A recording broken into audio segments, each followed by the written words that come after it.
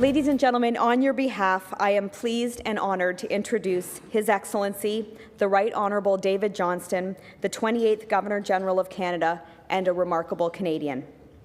Since October 1st, 2010, he has enthusiastically embraced his role as the Crown's representative in Canada and the Commander-in-Chief of the Canadian Forces. He travels across the country and around the world, representing our interests to citizens and to world leaders. Our Governor-General enjoyed a long and distinguished career at some of the country's leading universities before assuming his position as Governor-General. He began his professional career as an assistant professor at the Faculty of Law at Queen's University before moving to the law faculty at the University of Toronto. He served as Dean at the Faculty of Law at then the University of Western Ontario, now Western University, and was named Principal and Vice Chancellor of McGill University in 1979. In 1999, he became the 5th President of the University of Waterloo.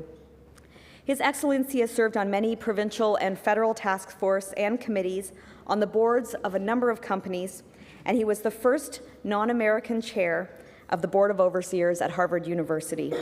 He's the author or co-author of 24 books, one of which I understand he's currently updating, not as we speak, but almost in real time. I saw him writing, I couldn't resist. He holds honorary doctorates from over 20 universities and has been awarded the Companion of the Order of Canada. His Excellency studied at Queen's, Cambridge, and Harvard. His academic specializations include securities regulation, information technology, and corporate law. He is a model of service for all of us, and we are delighted to have him here. Now, before I formally invite him to the stage, I did want to let all of you in the live audience know that he has graciously agreed to take questions from you after the speech, so think ahead and get ready for that. And now, Your Excellency, the Canadian Club of Toronto podium is yours.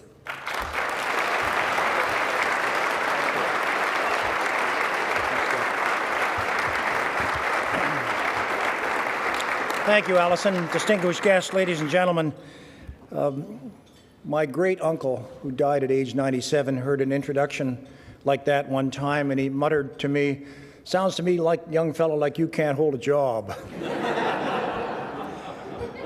I want to acknowledge the presence here today of a great Canadian. John Turner is over here at this table. John, raise your hand.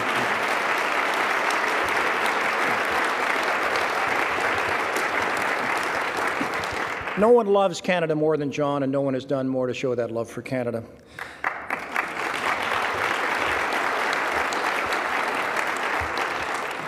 And I'm so pleased on May 27th that Rex Murphy will be here to speak about the Order of Canada, Stories Behind the People.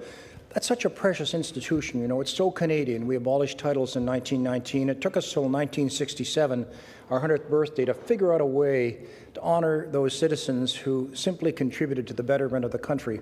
The motto of the Order of Canada is, "They desire a better country." They desire a better country. It brings to mind that lovely expression I use so often from George Bernard Shaw.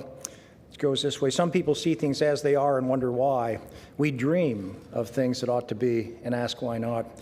My coat of arms, which we had to do when I took on this job, has one two-word slogan, and it's Contemplare Meliore.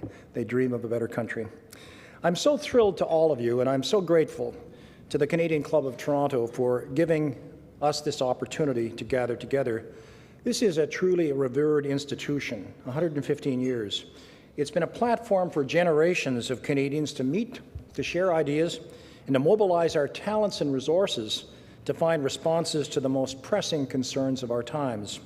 And this very Canadian spirit of open-minded, collaborative problem-solving brings me here this morning. Le jour de mon installation en tant que gouverneur général, j'ai clairement expliqué que je considère mon mandat comme un appel au devoir. J'ai aussi indiqué que mon épouse Sharon et moi désirons réunir les Canadiens de tout âge et de tout horizon en vue de créer une nation avertie et bienveillante, a smarter and more caring nation. Keener minds, kinder hearts.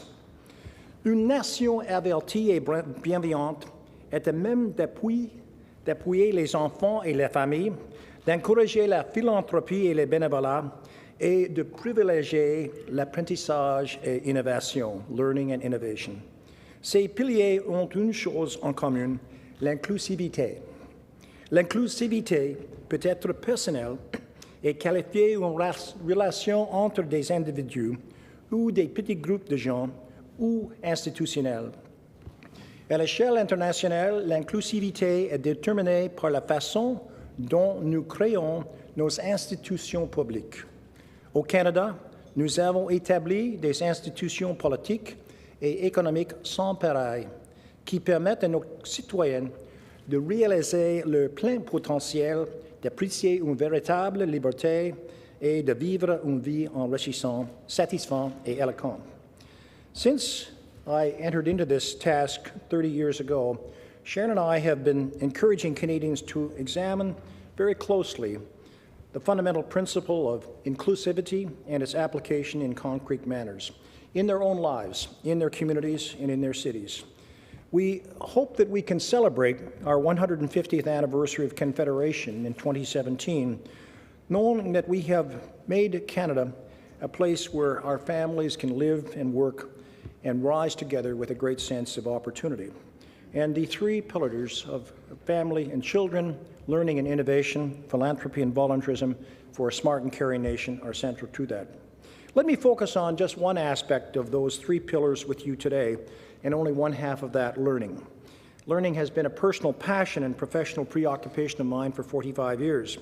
Matter of fact, I went to university at age 18 and I liked it so much that I never left it. I'm on a one-year leave of absence from my law firm. John, you'll appreciate this especially. I used to go each year and get a one-year extension on my leave. Now it's about every 5 years. And they said when they gave me the one-year leave 45 years ago, when you've got the courage to face the real world, come and we'll teach you how to practice law. And when I go back to them now and say, just remember, when I've got the courage to face the real world, they're terrified. My whole life then has been a university professor, and when I was asked to do this job, I thought, before you die, you better do a real job. And guess what? This is just as much fun as the previous one. My thoughts have been consumed by how men, women, youth, and children gain, expand, and use knowledge. And I often say that sovereignty in the 21st century will be determined not by the size of one's GDP or the size of the fleet or the Air Force or the munitions that you can assemble, but it will be determined by how well a nation permits each individual to expand their talent to the fullest and just beyond, and then puts that knowledge to use for the improvement of the human condition. The past 2.5 years have given me a very different perspective from which to view my ideas and gain a greater appreciation of the history and the current state of learning in Canada and its value to Canadians into the future. And so I'd like to share some of these reflections with you in the hope that in the great Canadian club tradition, my thoughts will provoke deep discussion and creative solutions by Canadians. Analysis and action are needed. We cannot be content with the state of learning in Canada. We must aim higher, and that's why I call this address Greater Aspirations. First, our education system, while it performs well to other countries, and we should be very proud of that, is uneven across our country. We must make sure people of all ages, regions, incomes, and backgrounds have access to the people, tools, and resources that make education consistently current, practical, and above all, inspiring. Second, we're being undermined by our own complacency. When we permit good enough to be our goal, we have no incentive to assess our performance regularly, so we condemn the state of learning in our country to drift steadily downward. We must combat complacency by striving for excellence in the way we teach and learn, and by applauding and profiting from those who achieve excellence. By applauding and profiting from those who achieve excellence. In this great Canadian equality of opportunity system, we must be sure that equality of opportunity and excellence are reinforcing concepts, that we can have both, rather than exclusive concepts. Third, we're being carried ahead by the galloping pace of technological change and uncovering vast amounts of new knowledge about learning, particularly in the workings of the human brain. We must embrace this new knowledge and technological change and use them to propel learning in Canada. 90% of what we know about the human brain we've learned in the last 20 years. When I think of learning and change in all its form, I'm reminded of the words of writer Eric Hoffer. He wrote that In times of change, learners inherit the earth, while the learned find themselves beautifully equipped to deal with a world that no longer exists. Since all times are times of change, Hoffer's brief sentence prompts us to appreciate that education must always prepare learners for the world that's coming. In this way, his words echo what business executive Alfred Perlman said many, many decades ago. Learning is what most adults will do for a living in the 21st century. So, exactly what goals must we set for ourselves with regard to learning? Hugh MacLennan, one of our country's greatest novelists, once called Canada a nation of losers. It was a salute, not a slur. He meant many of us, I would say almost all of us, came to Canada from abroad with no status, with no property, many fleeing war, hunger, or oppression in their homelands to make better lives for themselves and their families. We have 6 William Kurlick paintings in the foyer at Rideau Hall. Kurlick was the prairie artist who, in fact, dealt with insanity through many periods in his life. And the first painting shows a Ukrainian village, 1925 or so, and a little girl is going barefoot out into the snow, mother sending her out the door with a begging bowl. And at the back of this village scene, you see the soldiers coming in to round up the men and take them off to wherever they took them. Then the next painting is at Pier 21, a ship coming into Halifax Harbor with these people with their shirts on their back and a bag, looking to the new land, back in the old, with enormous hope and a great deal of uneasiness. And then the third picture shows these settlers with someone who's come before in a partially cleared field with a lot of trees to be cut down and to homestead the farm. And then 2 or 3 others until the final painting, 20, 25 years later, is a magnificent grain farm with the grain up to here, farmer holding it. They've received a degree of bounty. The earlier one shows the kids going in a school bus to school. But because Kurlick always left us a message, up in the top corner of that last painting is a mushroom cloud, just to remind us that all of this is fragile. I cannot tell you how often I've taken people through that series of paintings, and by about the third painting, the tears are running down their cheeks. That's my grandmother, that's my grandfather, they say, and that's, of course, Canada. The most important avenue for advancement and success for generations of Canada has been public education. Just think of that. Our system of public education has been that fundamental platform for this equality of opportunity. And it didn't come about by accident. It wasn't just handed down. We Canadians, stage after stage, decade after decade, made it a priority and worked hard to bring it to life. In my mind, harder than any other nation. The great thing about Canadian education is how inclusive it is, from kindergarten to post-secondary institutions. We Canadians and our ancestors for generations before us made a deliberate choice. We chose not to use education to perpetuate elite groups or ruling class. As a result, we made public education a path to success for generations of native-born Canadians and wave upon wave of immigrants. Equality of opportunity and learning has also enabled whole communities to flourish. Our pioneer ancestors knew its power. They were quick to build churches and schools as soon as the land was cleared and the barns and the homes constructed. The seed of this wisdom was sown in generations that followed right up to our very own. As a teacher, administrator, executive, I've seen and experienced the power of public education to transform lives and enrich our country. The last little experiment I was involved in for 12 years in the county of Waterloo was a wonderful example of those institutions coming together, the educational side, the government side, and the business side. Most of the successes that I've enjoyed in my life spring directly from the high-quality education that I received. And yet, this path to success is closed to many Canadians. We lack full equality of opportunity in learning. The caliber of education in some regions of our country falls well below that of other regions. The same holds true for the disparity between many remote as opposed to urban parts of Canada.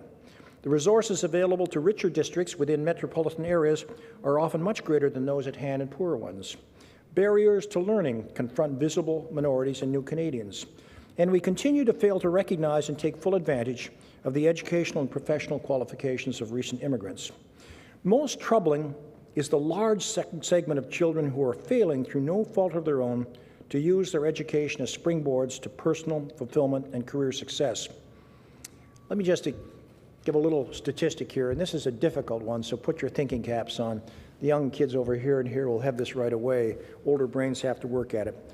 Levels of education can be broken down into 5 categories that range from primary to post-secondary.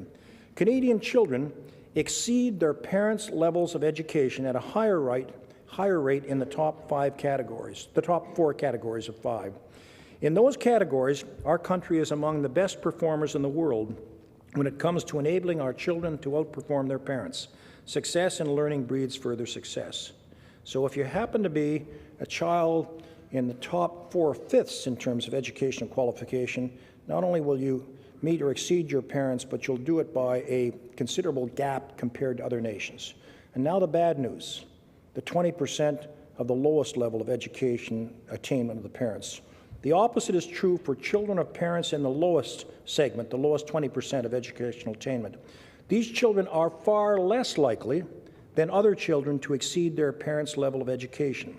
And among the OECD countries, where we lead the pack in the top 80%, we are one of the worst performers when it comes to enabling children in this category to outperform their patients. And in a moment, I'll speak about one segment that makes this glaringly so. So if we look at learning as a game of snakes and ladders, the 20% of children in this bottom category are sliding further down while their peers in other groups are climbing. We must recommit ourselves to the idea of equality of opportunity in learning. By Canada's 150th birthday in 2017, we must close the gaps in learning between remote and urban, rich and poor, new and native-born, and make sure all children, whatever the educational levels of their parents, are in a position to enrich their lives through learning. We must ensure all Canadians get a first-rate education and use it as Hugh McLennan's Nation of Losers as a path to success. I spoke earlier about some of the persistent gaps that exist in learning in Canada. The gap in achievement between Canada's Indigenous and non-Indigenous people is so vast that it's a chasm. This gulf leads me to an inescapable conclusion. Despite many committed educators and some great successes, Aboriginal education has failed First Nation communities, failed Canadians, and most of all, failed First Nation boys and girls. This fact saddens me deeply. First Nation children and young First Nation men and women have endless amounts of talent, creativity, energy, and drive. And yet a high number of First Nation students drop out of school and the number is climbing. Sadly, the situation is not much better for those who stay in school. Far too many graduates leave school without the basic knowledge they need to qualify for skills training, let alone go on to college or university. And this failure means many young First Nation men and women are unable to get jobs, start careers, contribute to the growth and prosperity of their communities. And what makes this condition even more troubling, because the solution is in sight, is many young First Nation men and women live in communities located in resource-rich areas of Canada where skills shortages are especially acute. On another level, the glaring inequality in educational outcomes between First Nation and non-First Nation people undermines the inclusiveness of our political and economic institutions, our businesses, governments, laws, diminishing our country and preventing it from reaching its full potential. So what must we do to ensure more First Nation students stay in school, graduate, get quality educations, and are prepared to make meaningful contributions to their communities and countries? Well, we must first come to grips with the reasons why Aboriginal education is in such a state. We in Canada are managing an educational system that doesn't work, rather than showing the leadership needed to create and sustain a system that does work. When I say we, I mean all of us, First Nation and non-First Nation alike, educators, non-educators, those in our governments and those outside them. And I'm not here to point the finger of blame at anyone. I simply want to help Canadians arrive at understanding and find solutions. My experience has taught me 5 lessons. First, we must ensure every decision our schools and school authorities make and every action they take serve students and make their education as authentic, accessible, relevant, and broad-minded as possible. Second, we must make sure all players in the system are encouraged to experiment and take reasonable risks. Encouragement comes through rewarding experiments and risks that produce results, by not penalizing good-intentioned new approaches that fail, and by enabling men and women to learn what works from their peers. Third, we must encourage all schools and school authorities to search for partners who can help further our mission of building high-quality schools that graduate every single student with the knowledge they need. These partners can range from individual elders to nearby provincial school boards to large private sector organizations and companies. Fourth, we must hold ourselves accountable for the decisions we make and the actions we take. When we don't hold ourselves to account for our failings, we have little incentive to change course. Accountability is the engine that drives adaptation and eventually improvement. And fifth, we need to discard stereotypes and old views and recognize the people who live with us today, who speak to us from the headlines, who are asking for opportunities, inclusion, and respect. My views echo some key findings and recommendations of the report of the three-person panel on kindergarten to grade 12 education for Canada's Indigenous people that was chaired by Scott Haldane of the YMCA. Panel members have shown the leadership we need, blazing a trail toward a system of First Nation education that can close the gaps in graduation rates and learning outcomes between First Nations and non-First Nation students. By Canada's 150th birthday, just 5 years off, we must walk confidently down that path. Excellence should also be our goal throughout our educational system. No reason exists why we in Canada should not enjoy the finest learning environments in the world and produce the most fertile minds in the world.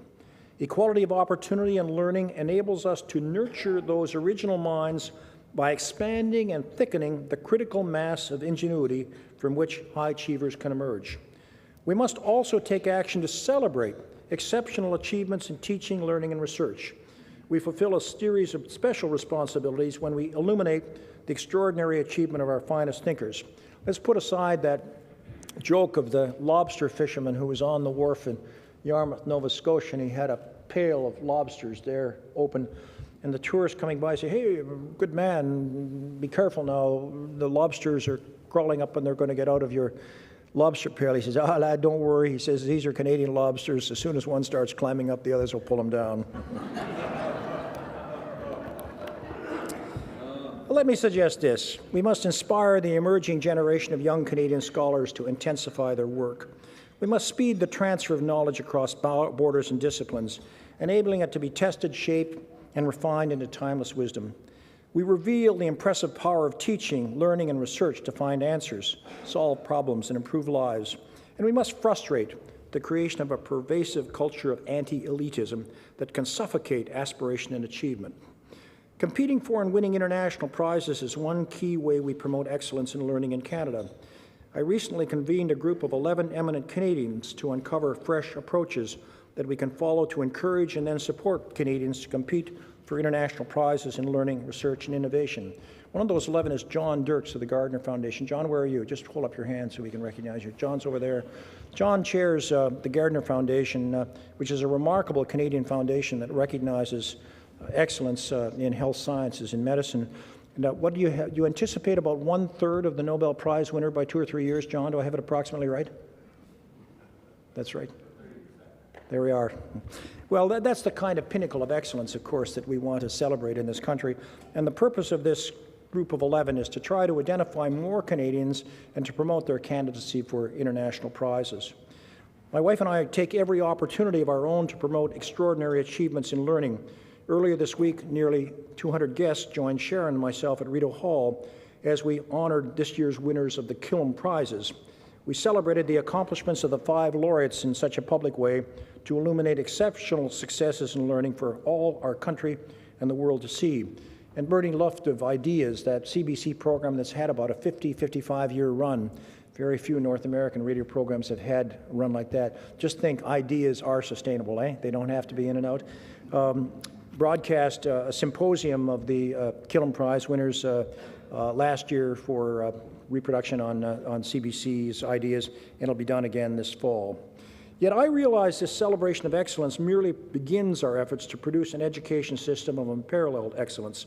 We must take action across the full spectrum of learning, from preschool to the highest echelons of research, from structured learning to an all-encompassing culture of lifelong learning, and especially taking advantage of the communication revolution through which we're living. We should step up our game in international education and outlook. We should encourage greater innovation in our post-secondary institutions.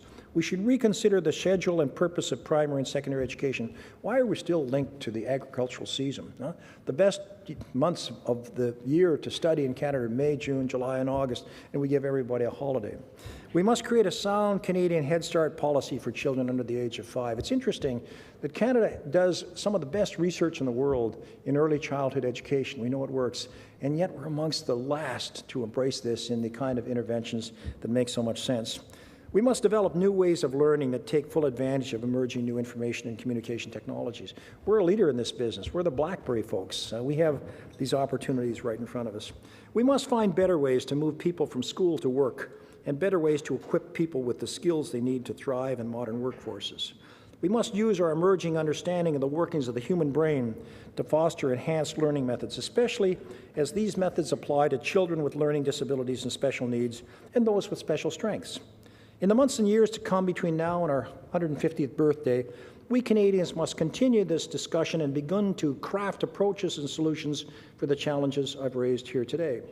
I don't profess to have all the answers. As scholar Martin Palmer pointed out, the secret of mastery in any field is to forever be a student. So let us take those wise words to heart. Let us all remain students in spirit as we aim higher, as we aspire to reach greater goals for learning in our country, as we continue on our shared mission of building the smarter, more caring nation we all hope for and dream of. Let me just end with this. As you hear what I have to say, all of you are conscious of things that you're doing in your individual lives, whether as parent, as volunteer, as school board member, of things that do advance learning.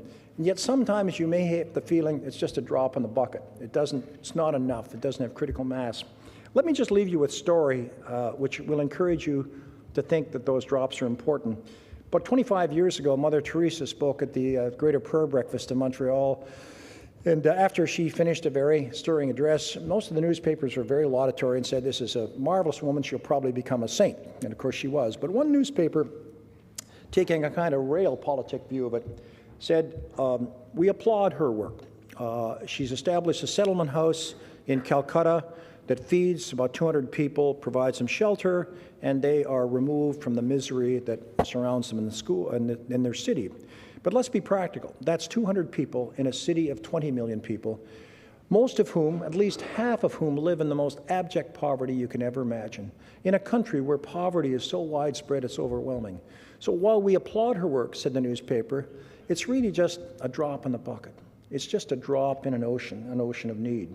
That bothered me for the longest time, and I finished a birthday party at our home, and birthday parties were big deals. We have 5 daughters in 7 years. And at the end of one of the birthday parties, the oldest 2 girls came up to me and said, Dad, we got something to tell you. What is it, dear? Well, you know the birthday party we just finished? Yeah. You know the ghost stories that you tell all the kids? Yeah.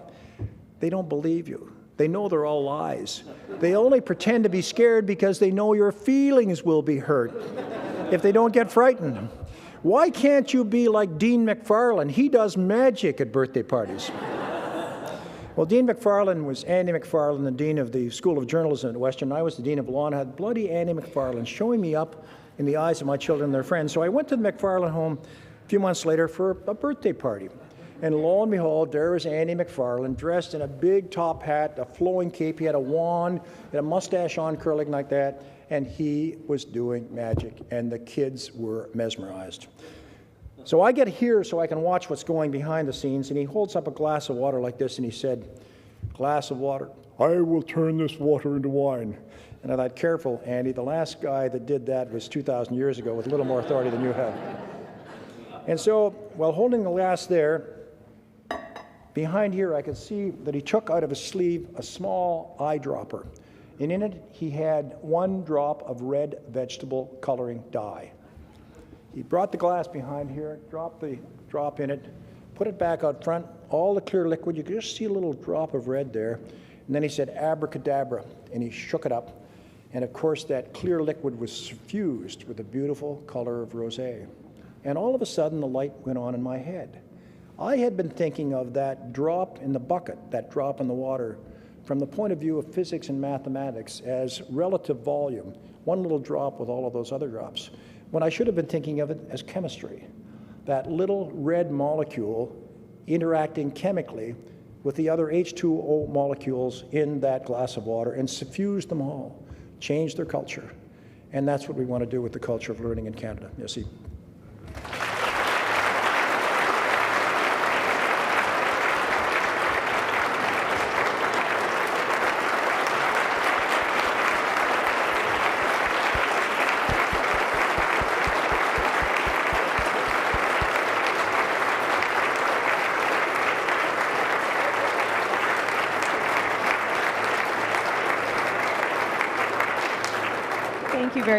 Thank you very much, Your Excellency.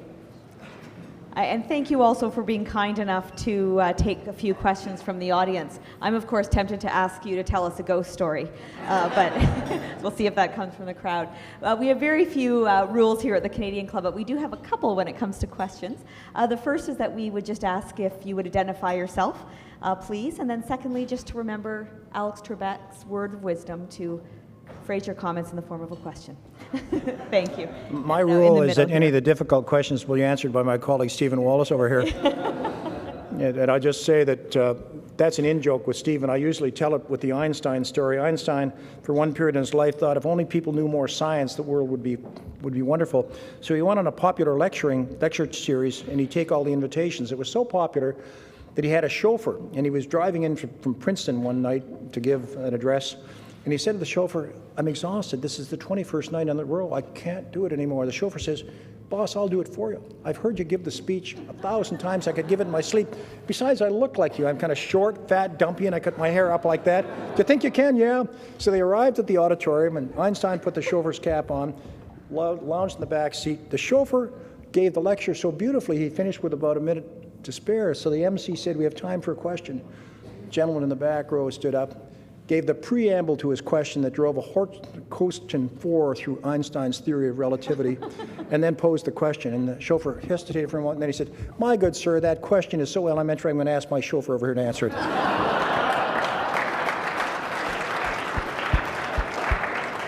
Well, who wants to ask the first question now? Thank you. Yeah, Diane Freeman from the City of Waterloo. Your Excellency, at your leadership conference last year, one of the things that we talked about was Darwin's theories of evolution, where he said that those that are most resilient to change will actually be able to affect change. And I wondered if you could talk about that quote with relationship to the divide that you spoke to between First Nations and non-First Nations education. What a lovely platform. It shows what a great friend Diane is of mine, a graduate of the University of Waterloo and an alderperson in our community. The quote, exactly as I do it, is it's from Darwin. It's not the most powerful or the strongest of the species who will survive. It's the most resilient. And of course, you'll learn resilience in learning. And what's the beautiful thing about learning today is that we have more data available than one could ever comprehend. More data has been accumulated in the last 20 years than in the previous 2,000. So the challenge, of course, is to move from data to information to knowledge and to wisdom, and that takes critical thinking. And it takes a kind of resilience that permits one to adapt to the new circumstances and to new information. I learned the other day that as we're understanding the human brain, one of the things that makes for intelligence is more clustered networks. And as two brains might have the same number of neurons, but the pathways that connect them, if they become more clustered, in fact, lead to better connections and better knowledge. And so this notion of, and that's a resilience. I'll just tell a story to illustrate that, Diane, rather than trying to respond to all parts of your question. I love to tell the story of the internet, because the internet is a lovely swords and plowshares story. The internet was begun in 1957, after one of the most challenging circumstances imaginable occurred. The Russians put Sputnik up. The Americans responded under the President Eisenhower by starting their interstate roadway system to connect the nation. But Eisenhower and his colleagues began DARPANET, which was a fail-safe communication system so that if a bomb dropped on New York or Washington or Colorado Springs, they wouldn't lose their system of connections, that they would have other pathways. It was a spider web of communications. It was resilient. It could respond to any circumstance. But that was a sword only to be used in the most dire circumstance imaginable, an atomic bomb, later a hydrogen bomb falling in the United States. So it was also the most secretive, closed system imaginable, only to be used in calamity. Well then, because it was there and was working better, more resilient than other systems of communication, the military used it for classified information, and then they used it for the classified communication with scientists and universities working on classified projects. And then they began to use it for their unclassified projects, and then it got in the hands of their graduate students. And the game was over. Because as you know, graduate students are the most irrepressible, unbounded creative spirits imaginable, the courage of the innocent. And that's how the internet came into being. And that sword became a plowshare, a great instrument for peace, a kind of resilience in the physical sense, but a resilience in the sense of tapping into ideas around the world. And of course, that's the great promise we have of this age, that now knowledge is so widely available. It can reach every corner of the world relatively inexpensively. And those nations and those societies that understand those opportunities and can put them to the benefit of improving the human condition will do very well. Thank you very much. Great, hear, hear. And yes, please. Hello. Hello, my name is Sherry Campbell. I'm with Frontier College. We work in numerous First Nations communities across Canada doing education work. And one of the things I worry about when we work with children and youth is a jurisdictional issue, that the children are on reserve, so it's a federal jurisdiction. They inevitably move to the provincial education system, but the system is not child-focused. Thoughts on how we begin to advocate that those systems become child-focused and therefore be more successful? Well, it's such an important problem, Sherry. Let me be a little careful that I don't slip into politics, because in this job I can't. The last time Queen or King or King's representative got into that, it was Charles I going into the House of Commons, and his head was taken off. But, you know, the jurisdictional maze is one that we have in a whole lot of different systems, and we'll solve it best, I think, by pulling together the best of the local initiatives and trying to coordinate them in some kind of seeing things whole without suppressing the individual initiative. Just to move from that file to another that I know well, I chaired a task force for the Ontario government 4 or 5 years ago on adoption and infertility. One of our huge problems, a crime, is we only place about 7% of the children we take out of homes at risk to make them wards of the state. We only place 7% of those in permanent loving homes. The other 93% of those kids go through the foster system and are kicked out at age 18, make your own way. And one of the fundamental problems there is we have 53 different children's aid societies in Ontario alone. And there's an inability to share the information of one area that might have more children than there are parents available to adopt, and another system that have more parents interested in adopting than children. Just that simple connection isn't there, and that's within one province. And then, of course, the 10 provinces don't share those needs and opportunities. And there are a whole series of jurisdictional, policy, non-incentive kind of things that just make it impossible to achieve that overwhelming objective of a child who's been removed from their home because they're at risk into an amorphous system and never find a permanent loving home. And it behooves us as Canadians who've learned to work together over large distances to build a country where we're short on history and long on geography, with instruments like a railway and a telecommunications system and so on to do it, to get at that. And I think we will get at it best if we don't say it's so-and-so's job, it's Department of Aboriginal and Northern Affairs job, it's Provincial Minister of Education job. It's the job of all of us to get together. And with respect to the matter that you point to, the lack of educational opportunity for Indigenous children, that we make that our goal to turn it around. Thank you. And we have time for one last question. Thank you very much. Hi, Jane Wu. I'm here as an alumni of the TD Bank Scholarship Program and a recent graduate from Queen's. And I'm kind of curious, with rising costs of tuition, increasing unemployment among youth, and also, I think, to your point, greater access to knowledge on the internet, I'm curious what your thoughts on higher education will be in Canada and how it's going to evolve and change to suit these, I guess, changing landscapes. So I'm just kind of curious on your take on what will happen to higher ed. I think the second last thing I read this morning was a conference at Harvard and MIT on the one hand, the mass organized offering courses on the one hand, available to the world, and the residential college on the other, the two extremes. And it's interesting that this conference took place at Harvard and MIT because those two institutions, amongst the best brand names in education in the world, have put up on their web and made available at no cost not only their course syllabi, MIT did that about 5 or 6 years ago, but actually the discussion in the courses, the internet exchange, et cetera, all of the rich things that go behind a particular course. So you can take microelectronics or microelectronic circuits from MIT entirely online at no charge. They don't give you an MIT degree, but they certainly give you something of quality. It's so interesting to me that probably two of the institutions that do the best job of residential education. All students at Harvard are in residence for their 4 years, et cetera. Are also been the most ambitious in exploring these new ways. That's great leadership, I think. And being prepared to see their methods of education become redundant or go out of date. And realizing that the best form of education is, in that San Francisco expression, Mark Hopkins and a student on either end of a log, or Socrates with his 4 or 5 students. And that's the best form, when you have intensive interaction. But when you can't have that, we have an opportunity to use these new platforms. One of them is to have the MIT lectures on microelectronics or calculus, and then organize your on-campus discussion groups to deal with the problems. We've been slow to do that. I chaired a task force for the Council of Ministers of Education of Canada, with Government of Canada participating back in about 1998 on e-learning. And we had what we thought was a wonderful program where all 10 provinces were together.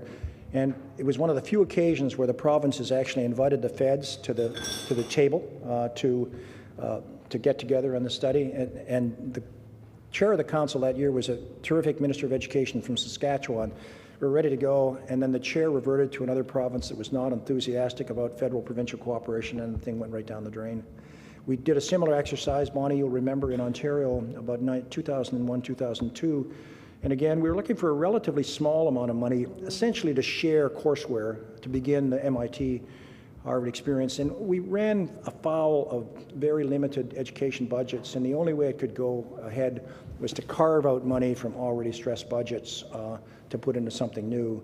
And so we didn't have the opportunity to do the innovative thing. It's those kinds of things that we simply must do. We just must free ourselves from the shackles of conventional ways of doing things and be much bolder. Thank you. Thank you very much. I could tell he was a former athlete leaping off the stage before I can even get over. Thank you very much, Your Excellency. And I'd now like to invite my colleague from the Canadian Club, Don Newman, to formally say thanks.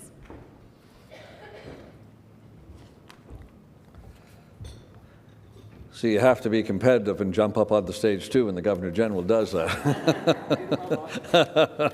But that's probably the only time I'll do it, and you do it all the time. But, Excellency, it is my honor to, on behalf of the club, thank you for being here today, and to point out that, as you correctly identified, the Canadian Club is here to provoke discussion and to raise important issues, and you today, sir, have done that, if I may say, in spades.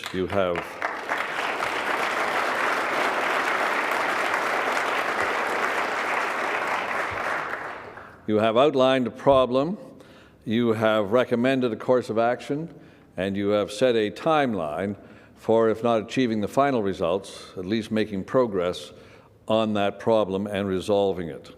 You have correctly, I think, diagnosed that we are complacent in Canada, particularly about our education, and you have underlined the point that good enough is not good enough.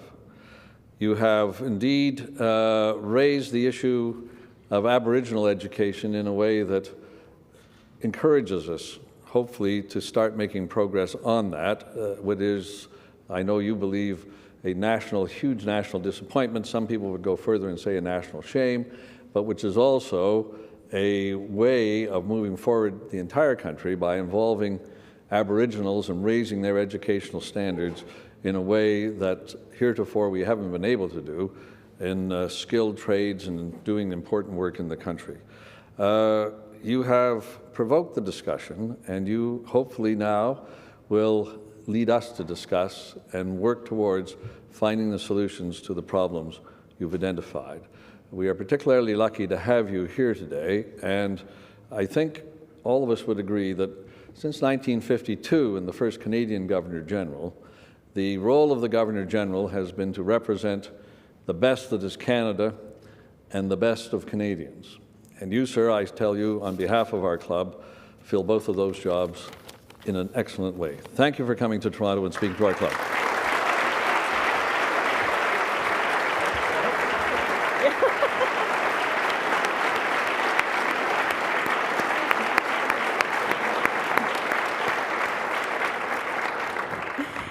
Thank you, Don, and thank you once again, Your Excellency, for your thoughtful comments and for, as Don said, leading us to a country of keener minds and kinder hearts. Now, this formally concludes our television programming, which will, as I mentioned, be broadcast on Rogers TV in the days to come. And we remain very grateful to Rogers and to 680 News for their continuing coverage of Canadian Club events. You can learn more about the club by visiting us online at canadianclub.org. And now I would like to ask everybody to please rise, if they would, for the departure of His Excellency, the Right Honourable David Johnston, Governor-General of Canada.